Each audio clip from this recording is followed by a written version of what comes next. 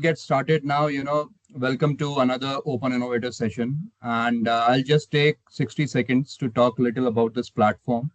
So at Open Innovator, we believe that the most valuable capital in the world isn't just money.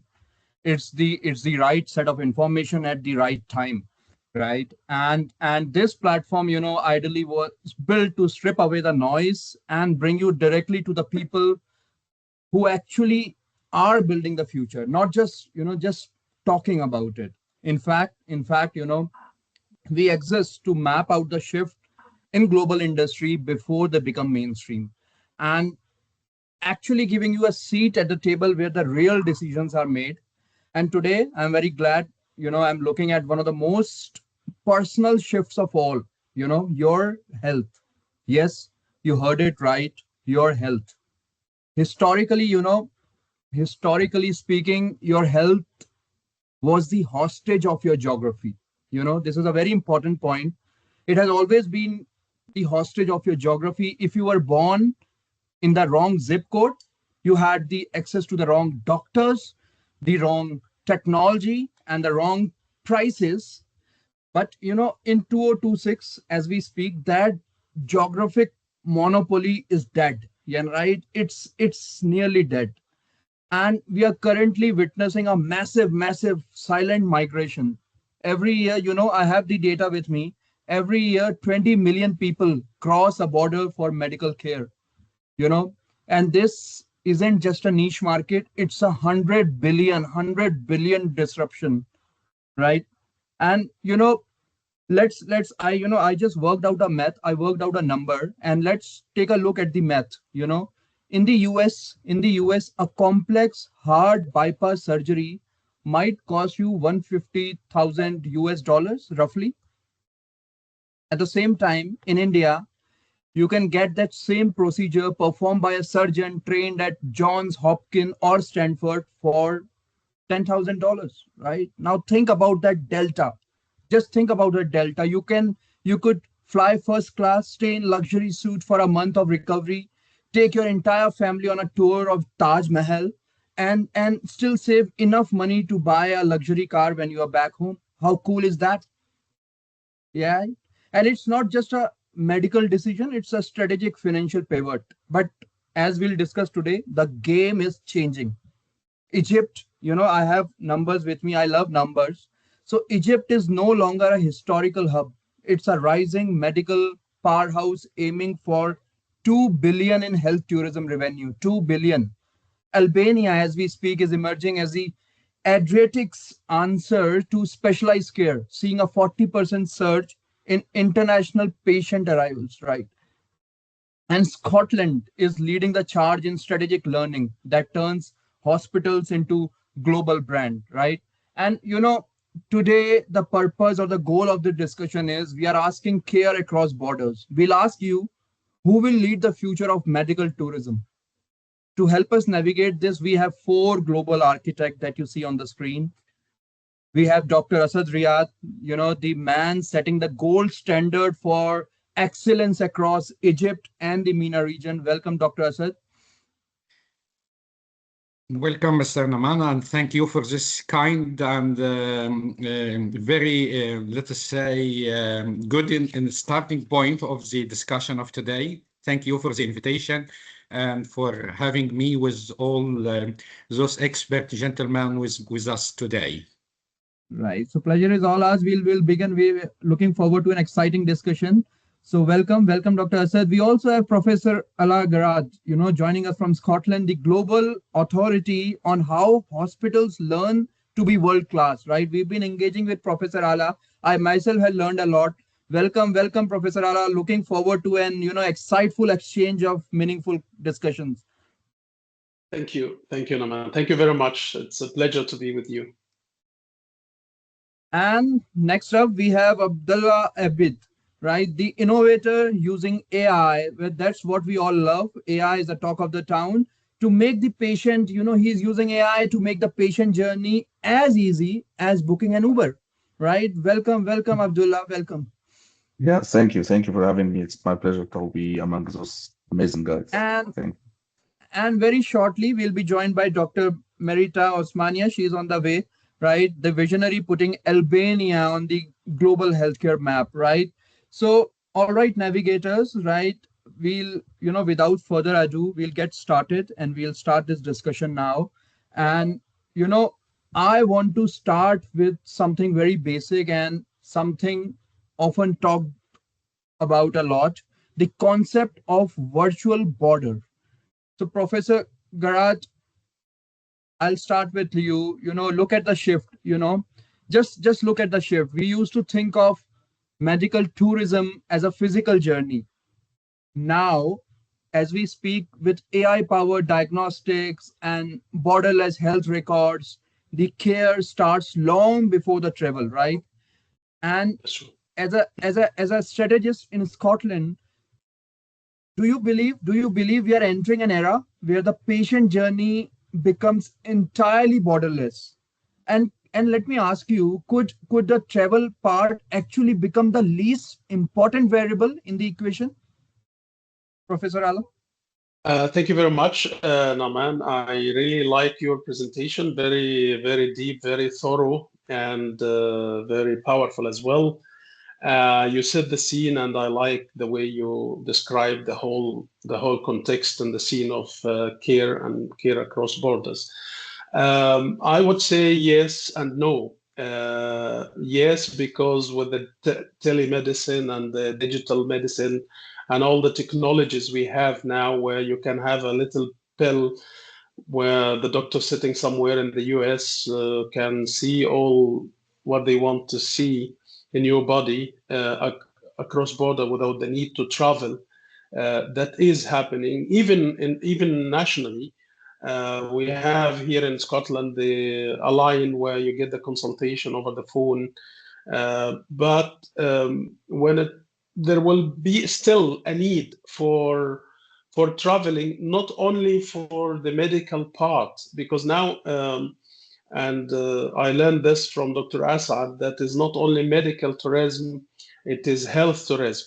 And this covers the direct clinical part, which maybe can be done remotely in some cases, but still the regenerative, the wellness, the mental health, spiritual healing. So the umbrella, I believe it covers now at least 6 segments or 7 of health, physical health and mental health as well. The beauty about traveling is not only about getting healed or getting a remedy or medicine, but also you learn, you discover new territories, you discover new cultures. I just returned from Albania, where Dr. Merita and myself ran a forum on health tourism.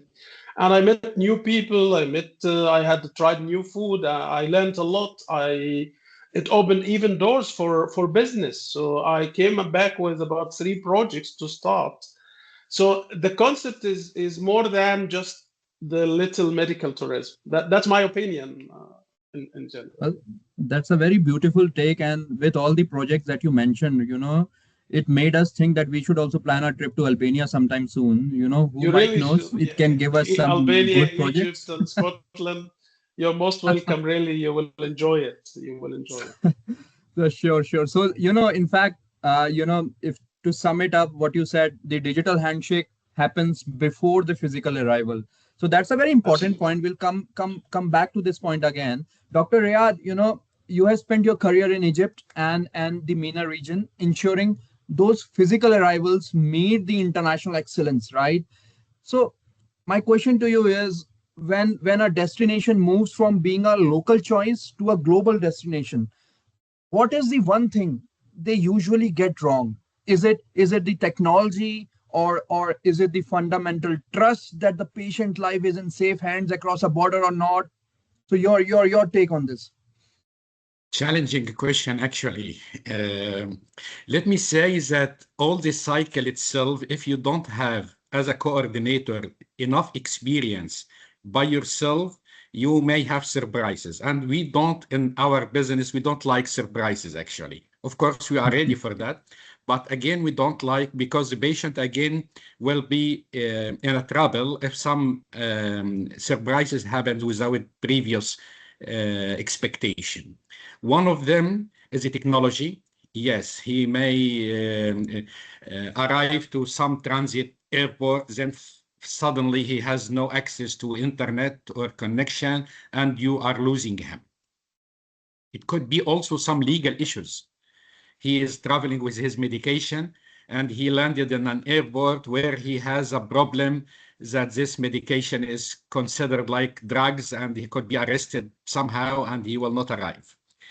Right. And many issues. Actually, I will not go in more details, but if I consider the technology is one part of the systems that help people, it doesn't start only nowadays. It is not the AI. It started with first step of communication, with the telecommunication.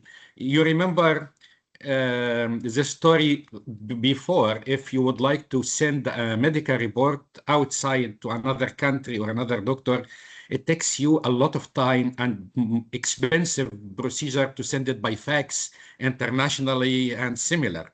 Then we moved to emails. Then now, just with your camera of your mobile phone, you can simply make a photo and send it directly and asking.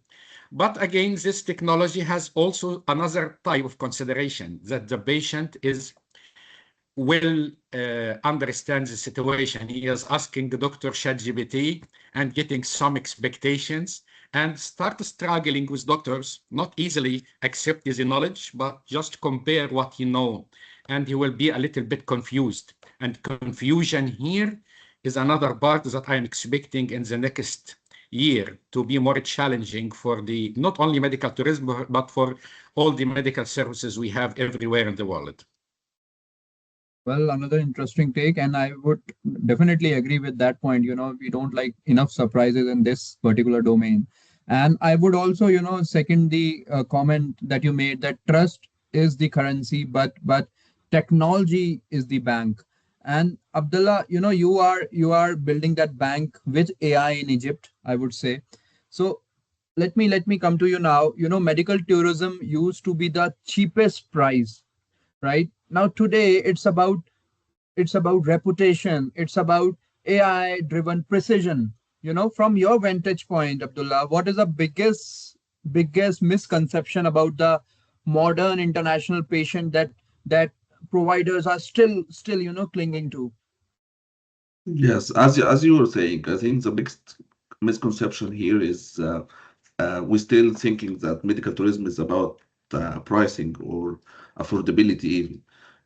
This was the narrative. It was the narrative. But I think right now we are talking about the practical way, the how the patient would be having more certainty into the service he would be receiving into the country he's traveling to. Recently, actually, we were contacted by an international patient who was considering a lot of travel treatments and a lot of quotations he has been receiving from the hospitals from India and Egypt and Turkey, and most of it, the prices was not that different. It wasn't like he was confused, but he doesn't know what is. He's not looking even for where is it cheaper. He's only looking for which doctor is actually uh, fits my condition and who is the right doctor actually for his condition. So today's patients are we meet them every day. Today's patients are not simply comparing prices, are not looking for affordability. They are looking for the excellent service they are expecting to receive, the whole journey they are looking to have. They are looking for to make sure that who is the right doctor truly can manage my case, and of course, what is the treatment plan? Because right now, once he receive all of these treatment plans from these hospitals, he will directly go and compare it over ChatGPT. So I think what the era we are going for is more about making the patient confident about the treatment plan, confident about the journey he would be looking for, and I don't think no more, yeah, no more affordability is not it's not the big key right now. It is about allowing the patient to make an informative decision. Well, it's all about informed decisions. Very well summed up. Yes. Also, we got a audience question, and I simply love this question. I will definitely take this, and this is open for all. So the question is, actually, do you think this complete concept of medical tourism is creating or risk or is creating risk a two-tier healthcare systems where international patients get faster or better access than the local population? Well, this is actually a very interesting question. Your take, and this is open for all.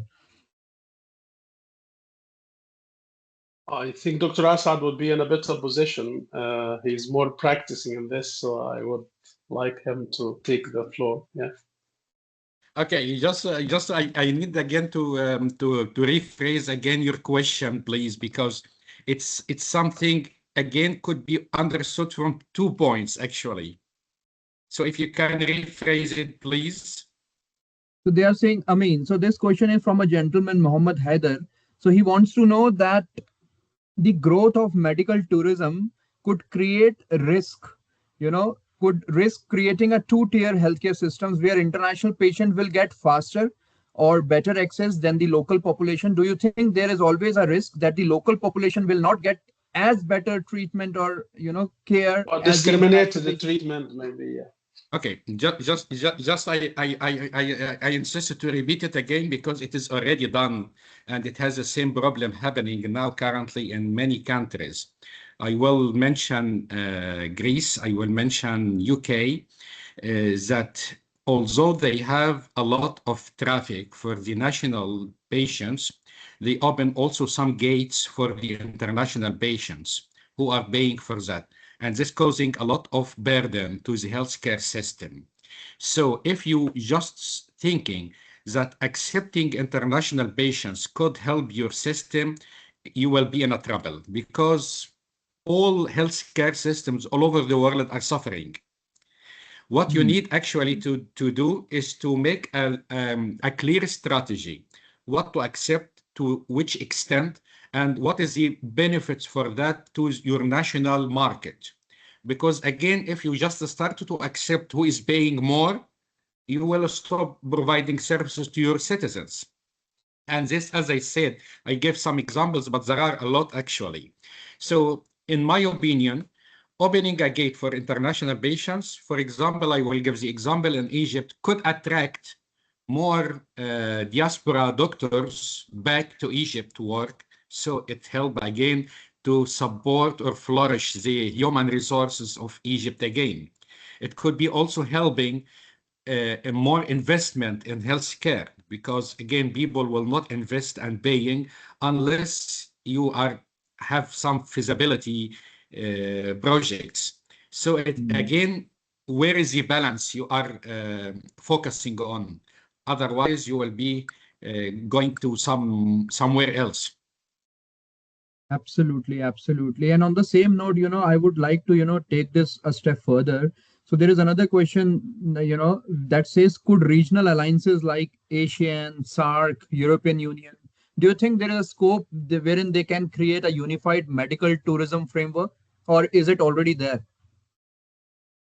I understand that there are a lot actually of similar alliances everywhere in the world, but if we classify the market all over the world, it is depends again at the end on the cost of traveling, which makes it like three categories. One at the Far East region, and one is the Middle East, including, and the other side of in USA and America, North and West, and sorry, and South America. So again, if you consider traveling for 9 hours to go to Thailand from Middle East, it is rare. Now, if you find the medical services nearby you, you will prefer to go to India, to Egypt, to Jordan, better than to travel a lot because traveling itself is a challenge. It's another challenge for them, for a patient, even for ordinary tourist. But if you consider a patient, it's a challenging. But we believe actually about the cluster formation. Cluster formation is not only the medical, it is all the stakeholders of this procedure. We usually say it medical tourism, health tourism, wellness tourism, but I love French people who usually say it tourisme médical. So it is tourism at the beginning, then it could be added like medical or similar. So if we forgot about the other logistics, transport, hospitality, and similar, it will not end in the right way. So making a clusters, especially if it is considered in a financial form, not operational form only, it could be beneficial to all members. Well, that's a great take. All right, now we'll move to round two. We have talked about the shift in patient mindset, and now let's talk about the business of scaling it, right? So, Abdullah, you are building the platform that actually orchestrates this journey, right? And we saw how platforms like Expedia, platforms like Airbnb completely strip power away from the traditional hotels. And so, do you think the future of medical tourism belongs to the hospitals? Or my pointed question is, will the real power lie with the digital platforms that own the patient relationship start to finish? Your take on this?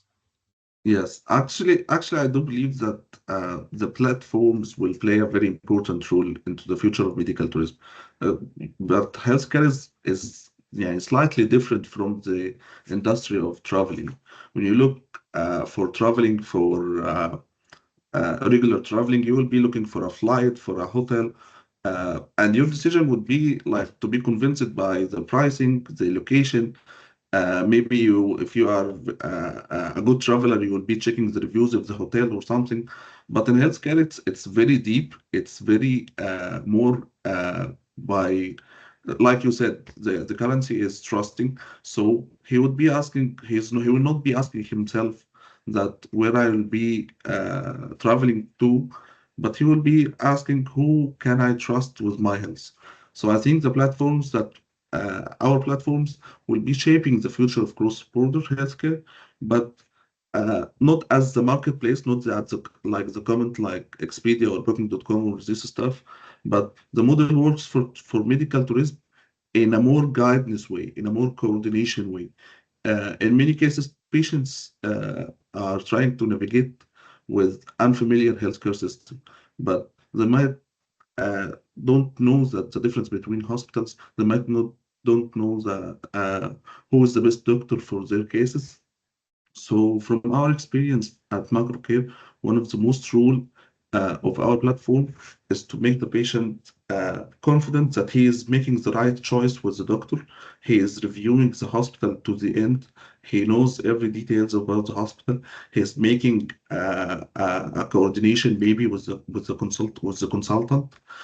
He's Right. having an online consultation before he travel. He is prepared with a fully revised treatment quotation, and then the patient gets more confident into this service, and accordingly, the platform is not only a discovery tool to check the hospitals and doctors, but more into a medical navigator that assisting you to arrive to the hospital. So I think that the technology is supporting us to get to know who is the trusted provider, and then the human part is about the trust and expertise and the good coordination we will be providing through our service. All right. All right. So, which means, in a nutshell, that if the platform is the brain, the hospital has to be the heart that actually delivers, right? So, Dr. Riyad, Exactly. huh. So, Dr. Riyad, let's look under the hood of that delivery. You have worked with hospitals globally on accreditations, right? Where do emerging hubs usually, if fail? Is it the surgical skill, which is often a world-class thing, or is it the invisible infrastructure like post-op care and insurance interoperability, or that ultimately breaks up the patient trust? Okay, let me speak frankly about that. We are selling, if we can say, selling a service, not a product. And if you are selling a service, you are not able to control the quality after sale. It is once. Once you sell something, it is done. You have no other choice to repeat it again, to improve it again. So what you need to improve actually is before. This is equality, and this is the rule of quality and accreditation, is to make the seal of quality before the service is delivered. The second point that we are delivering a very complicated, a very complex service. Customers does not like to have the service. Nobody loves to have a medical service. Nobody loves to go to the hospital. So you are selling it in a very difficult atmosphere. The second point, that your customer doesn't know about the medical service. He doesn't know about the surgical operation theater, if it is laminated or not, if it is not HEPA filter or not. He doesn't know anything. He just either trust you or distrust you. So how do you provide these services depends, in my opinion, about training and the training of the manpower, including doctors who are most of the time the real obstacle. I'm sorry to say that, and I am a doctor, but they are the challenging segment of this That's true. of this industry, that they are struggling against improvement at the level of the culture, diversity, and understanding about how to deal with the patient, how to communicate with the patient, because they didn't study that in the university. So in my opinion, again, one point is the training. The second point is the communicating all the service like a one step, not only fragmented services in the cycle. Again, an interesting take. And I believe infrastructure has always been the floor, but to stand out in a crowded market, you need this specific identity. And on the same note, I would like to bring in Professor Ala. You focus on how organizations learn, right? And based on our recent Yes. interactions, I have realized this. So how does a hospital move from simply providing a service, right, to delivering a world-class international experience? And also, I'm curious to know what is one thing that a CEO needs to change today to build a brand that, patient will cross oceans for. Absolutely.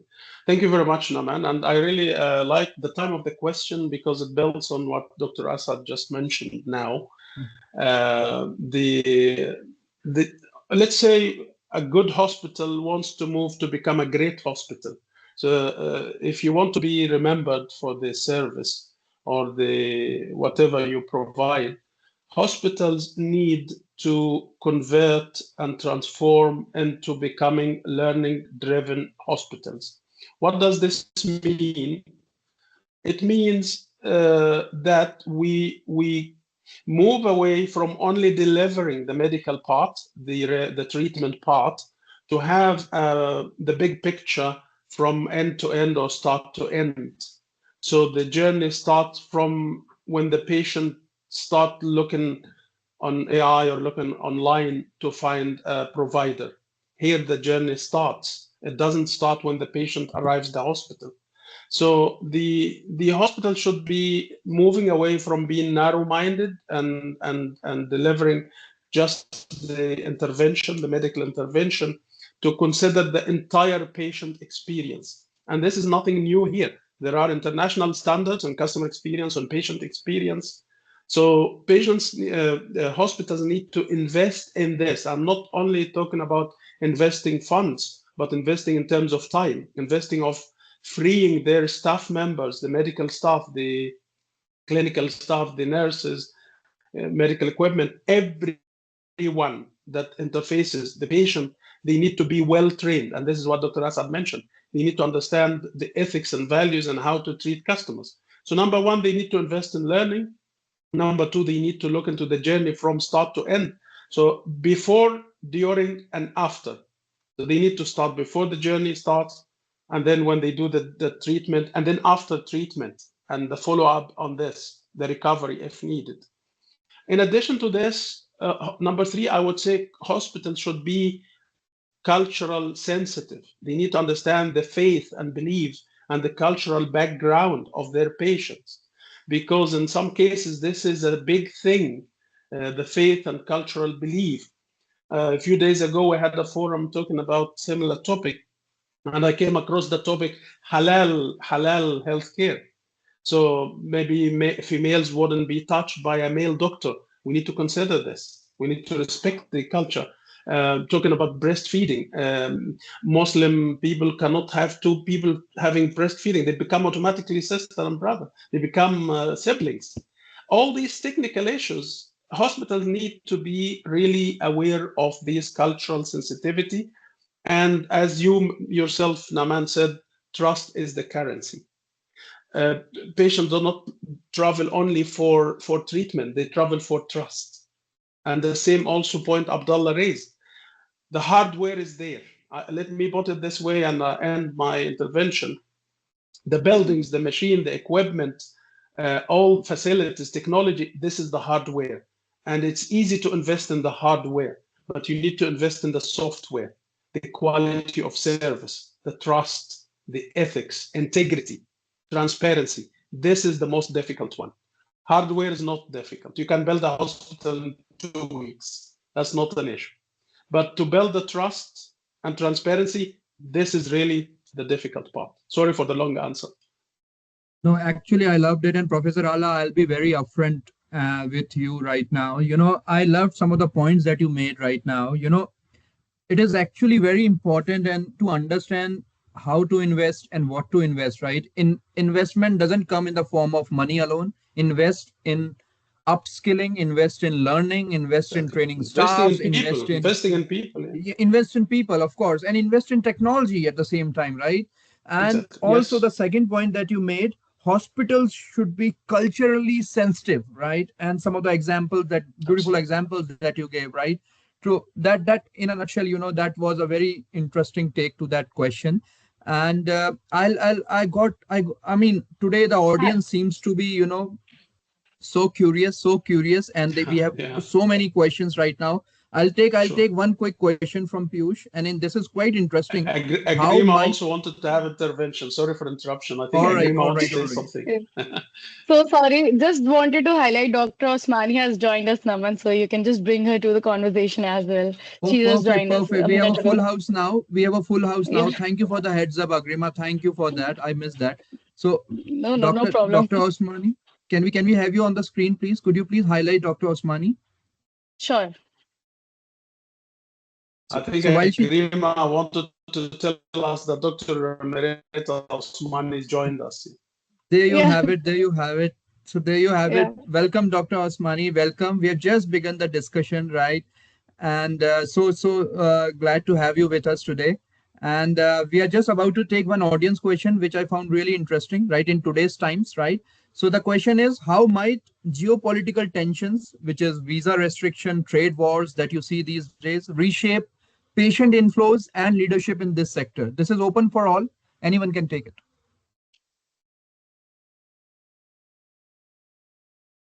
So, Dr. Osmani, you're on mute if you're Dr. speaking. Osmani, you are on mute. Dr. Osmani, you're on mute. You need to unmute yourself.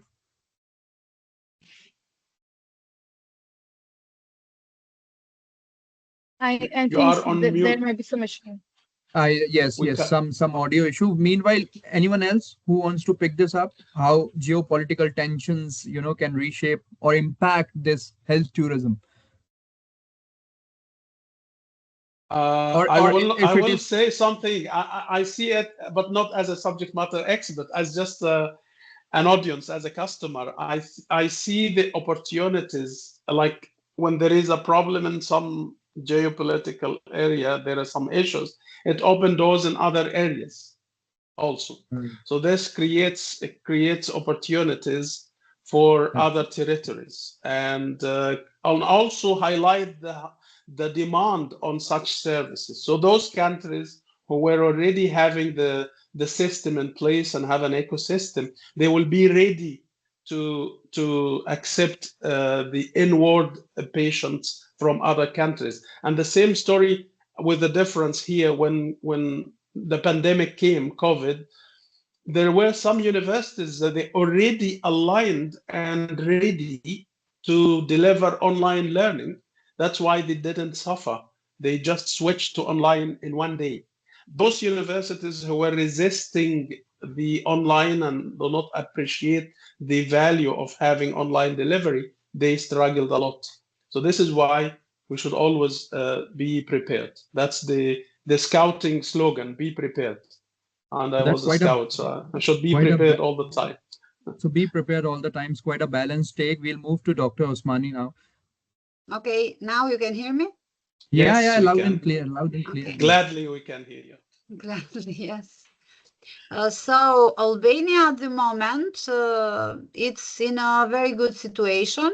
You were asking about policy and legislation about the borders and visa. Actually, our position is very strategic in the geopolitical point, let's say, point of view. We are in the middle of Europe. Our policy about visa is flexible, so it's not difficult for many patients, international patients who come in Albania get treatment. We have harmony regarding the cultures and the faith, so no disorders or wars or I don't know, any kind of struggle here. And actually, a lot of investments have been done in the last 10, 15 years regarding medicine and health in Albania. We have very good invested dental clinics, which are the first one that started medical tourism in Albania. And we are also working very well in wellness, in aesthetic medicine and different kind of surgery, mostly aesthetic surgery, but also eye surgery or hair transplant and so on. So a very good job is done, but also with the Albanian Medical Tourism Association, we are taking things in the next level in order to avoid fragmented initiatives and to go forward the creation of a solid ecosystem where policymakers, clinics, operator, international partners come together to build a national and coordinated strategy. So this is why I accepted also the invitation to join you today, because I like the idea that different professors, specialists, experts, and organizations across our borders come together to discuss this issue. It's the right time to discuss these issues, especially in the time where in the neighbor countries situation is not very favorable about tourism or medical tourism. So as Professor Garat said, countries like Albania could be oasis for medical tourism at this point. Well, that's quite a detailed answer. I think we have got our answer now. And all right. I think it's now time to move to the next round. But we have been operating at, I would say, 30,000 feet. Now let's bring down to the runway for a second. And this is our interesting segment that we have added in between. And we call it the rapid diagnostics. You all are from the health fraternity, so we call it rapid diagnostics. I'm going to give you a this or that scenario. No diplomatic answer, no balanced answer, no it depends. I want your gut instinct in less than 5 seconds, right? I'll start with Abdullah. Abdullah, so here you Yes. are in 2030, 2030. Are we booking surgery through a human coordinator or a conversational AI? We didn't involve any AI human coordinators till now. And the reason why, we felt like the patient wouldn't love to share his medical stuff with AI, and he wouldn't be comfortable. It needs a human, it needs a doctor, it needs a physician to understand his pain, to understand his condition. And we only allowed the AI to support the physician, to allow him to makes the data more structured to be discovered and to be managed through the physician, and that's why we are having more time and more things that would take a lot of time from the physician before AI, but now he can manage more cases, a lot of more cases. There is no end of it. So conversational AI, is it? Okay, okay. All right, we got our answer. Dr. Osmani, you are next. You are next, right? For a challenger destination, right? What's more important on day one? State of the art robotics lab or 5-star patient suites?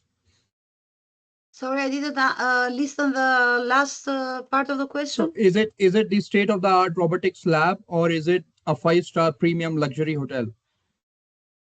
Well, every part of the chain is important, but I think that the winning strategy is to make a balance between the insertion of intelligence in the service we provide, the safety and the comfort of the patient, but mainly it's the trust that you create and the whole journey that you ensure for the patient. Because even if one part of the chain is missing, the result and the experience the patient will carry with them will be, let's say, a little bit under discussion. So from my experience and with conversation with many clinics, with our members, we understand that it has to be a chain of key points, that the whole journey from the consultation,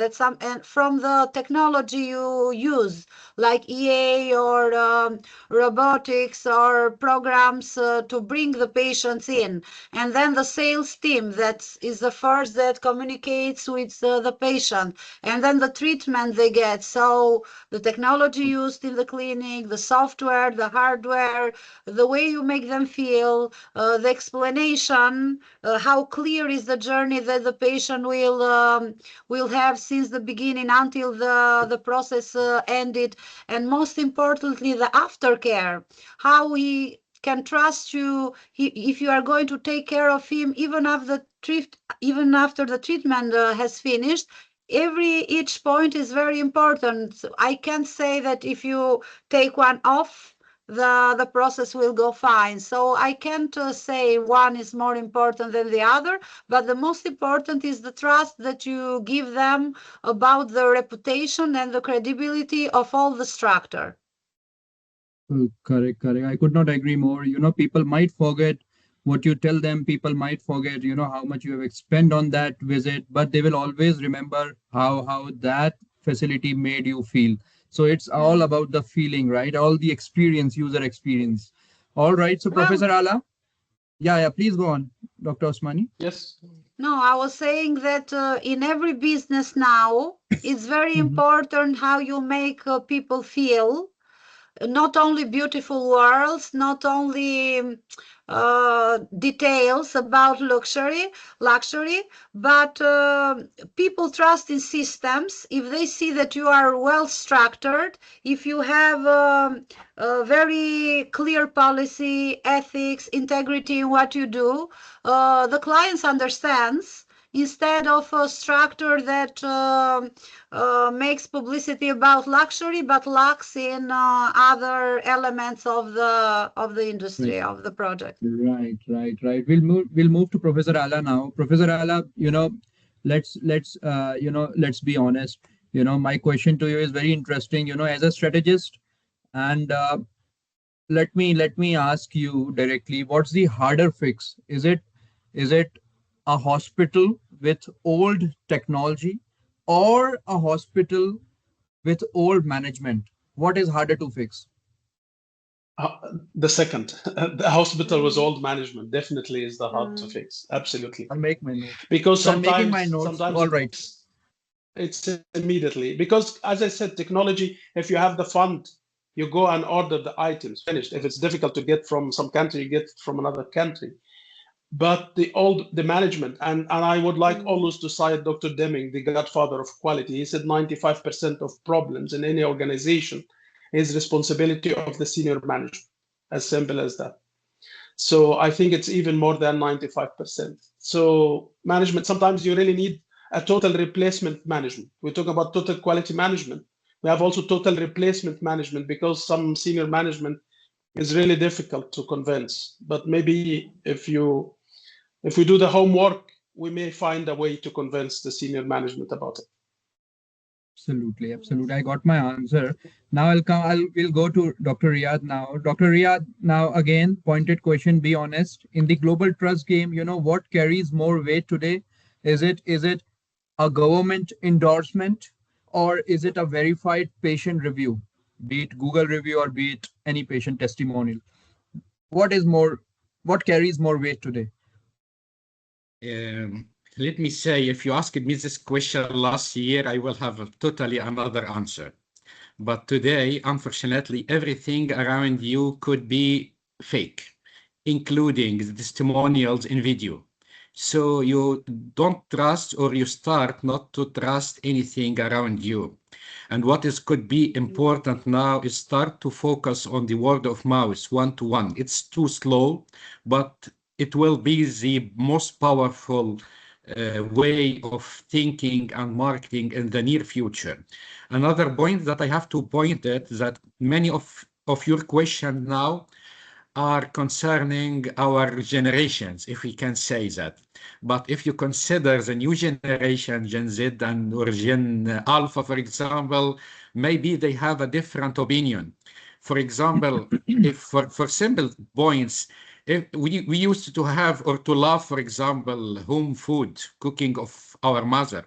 But now the fast food now has a different issues with the new generation. So do you need to talk to the doctor or to talk to the AI? For me, I need to talk to a human being. This is what I used to do for years. Sure. But for the new generation, maybe they prefer to just chat with something. I have no idea what will happen in the near future, but we have to open our eyes carefully if we would love to have a success in the coming decade. All right, that's quite an interesting take. Now I'll end this round with a question for the whole panel. We'll have show of hands. So you all are traveling for a procedure tomorrow, let's assume. So would you choose the cheaper destination with a 99% success rate, or a very premium destination with a 95% success rate? So hands up for a cheaper destination with 99% success rate. I see one hand, two hands. All right, three there. So all right, now there you have it. There you have it. We have one who prefers one premium treatment, premium destination, but with a 95% success rate. So all right. So that's a Mr. Abdullah subjective has question. money. We don't have money. So that's all right. So Yeah. again, an interesting take. All right, looks like even for the experts, value is a moving target. Now that we have diagnosed the current state of the play, let's look at the final prognosis for 2030. So we'll now move to our closing round, which is round 3, right? And that reality check is the perfect bridge to our final lap now. And we have looked at this or that today, and now I want to talk about all or nothing of tomorrow. I want a North Star from each of you now. If you had to bet on one variable that determines the global leader of the next 10 years, what wins? Is it the technology? Is it the trust? Or is it the specialization?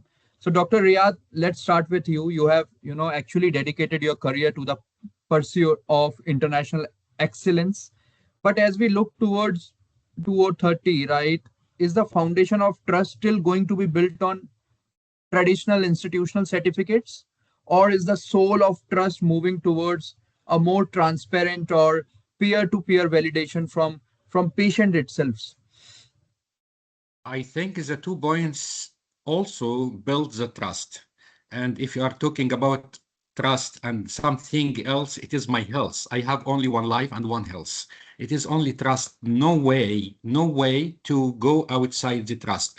I don't know although I am a radiologist, by the way, but maybe some people doesn't know about what is the difference between CT and the MRI, if the MRI is 3 Tesla or 1.5 Tesla or whatever.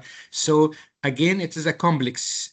If I don't trust you, I will not ever come to you. And if I am using just cheap price as a marketing attraction, cheap in Yes. healthcare means low quality. So again and again, it is trust. But how do you convince patients about the trust? This could make some difference between years, between generations, between destinations. Because again, unfortunately, trust is not only the hospital, but the full destination. If I don't trust your taxi driver, if I don't trust your airport, if I don't trust the supermarket beside me, it is the full spectrum that I have to trust. Well, that's very pointed take. Trust is evolving from a badge, I would say, to a relationship.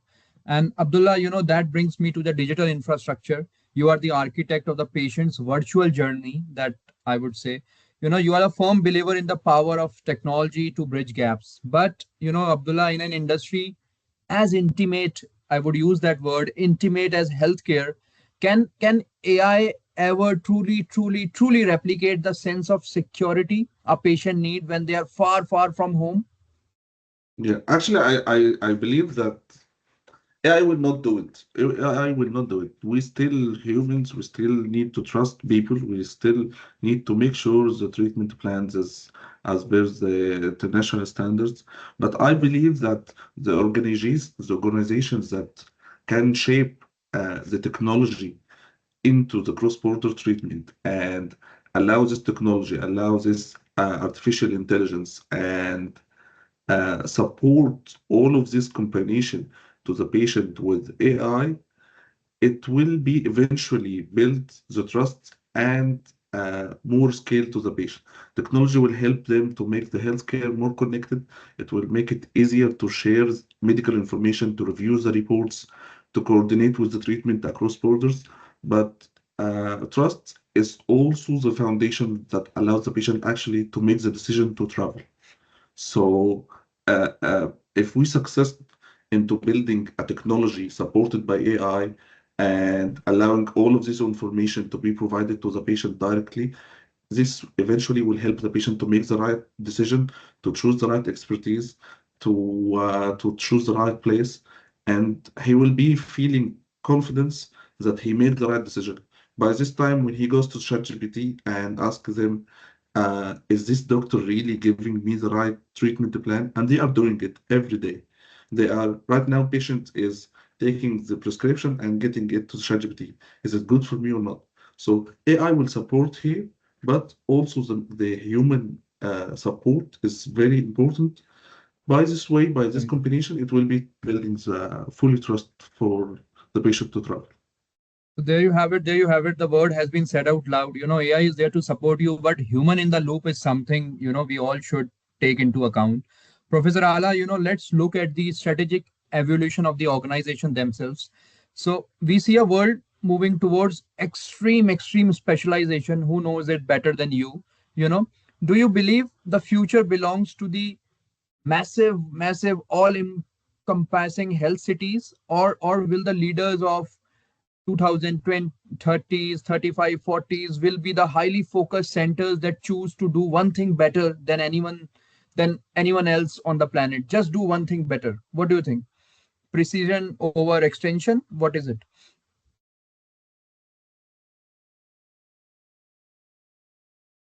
I think Professor We Al. lost him. Okay.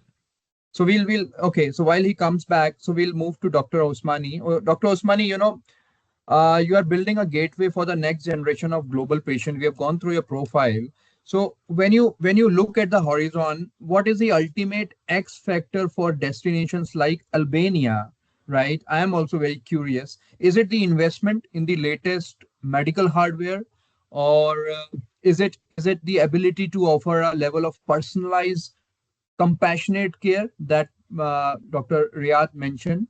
So, what is it that Albania has that established giants have perhaps outgrown?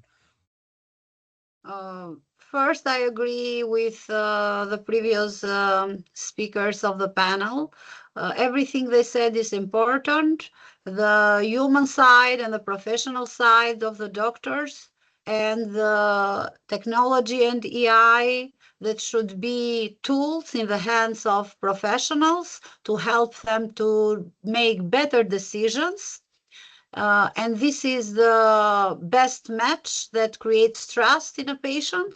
So the right combination between technology and competency of the professionals. But in countries like Albania, but everywhere else in other countries that want to build medical tourism, the important point is the quality and the standards. You can have wonderful doctors, very good technology, AI, robotics, and software and hardware. But if you are not working based on ethical governance, and if you have not recognized standards from accredited body, international accredited body, then it will not create trust. We spoke about trust as the main factor in this industry. So to create trust, you have to build systems based on quality standards. So I think that the destination that invests in building the trust will ultimately lead the future of global healthcare mobility. Well, I could not agree more, Dr. Osmani. You summed it up very nicely. You can build luxury hospital, you can equip it with all the latest tech, but if trust is missing, I think you are missing it all. So that is a very interesting take. And with this, we have come to round three. I'll open it up for all, for all our audience and everyone, all our panelists on the screen. Any final take that you would want to, make on this particular topic? So that this is an open for all closing take that we would like to have. Yes, Dr. Riyad. Just to make something about the AI and the trust again, I have some, I will not say different opinion at that time, but it's just an expectation. We know now exactly, as all my colleagues mentioned, that when you have a medical decision or a prescription from a doctor, you are going to the AI and ask him about that. And this makes some struggle because we are just newly coming to this era of AI. But what I'm expecting in the near future, that you as a patient who doesn't know medical knowledge, or you don't have enough medical knowledge actually, you will face a big problem that you are asking Gemini giving an answer, asking ChatGPT giving another answer, and then going to the cloud or whatever, you will have a third answer. And you don't have what is the best, what is the correct. So soonest you will get back again to your expert who is a doctor. This is my expectation in maybe 1 year maximum, that this will return again to the normal track. All right, interesting. Anyone else who want to take this up? And Professor Ala, I see Professor Ala's message. Professor Ala, are you there? Yes, I just joined. I lost the connection for a couple of minutes. Yeah. So quickly, I would want you to take a closing question from you. Let's assume if you had to place a bet on the future of global healthcare mobility, what will matter more to you? Is it the technology? Is it the trust or specialization, and why? So far, we have the common consensus on trust, and it is. Would love to see if you. I echo what my colleagues mentioned. It will remain trust, but enabled by other factors that leverage this trust. Could be the technology, could be the excellent management system, could be specialization or specialism, but trust will remain the currency. Perfect. Trust will remain the currency. Any final take? Dr. Osmania, Abdullah, anyone who wants to come in before we close? I only am seeing a question also here, like for me, like regarding, do you see AI eventually becoming the first point of contact for patient exploring treatment options globally? Actually, I would like to take this question because I think AI can help patients organize medical information. They will be understanding the terminology. They will be able to understand their situation, to maybe it's like if they have all their treatments, their medical reports, they will be able to analyze it through AI. But of course, the final decision should be coming from the human doctor, the physician, the expert doctors, who will be able to navigate the patient through the surgery, through Right. a meaningful information that support him into his medical condition. So it is eventually coming to for AI to understand more about our health, more about our medical condition.